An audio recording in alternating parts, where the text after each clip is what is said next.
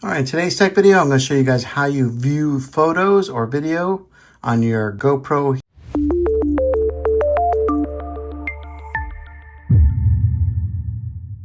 And this is providing that you did shoot some pictures or video with the camera, but the easy way to view them is to just swipe up from the bottom, just like so. And as you can see right there's a test video that I took. To get it to stop, you just swipe back down. You can swipe back up again.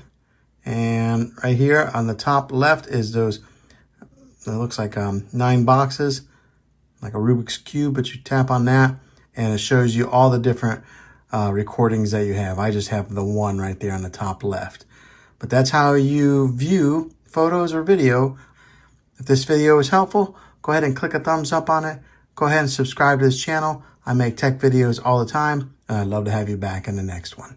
Take care.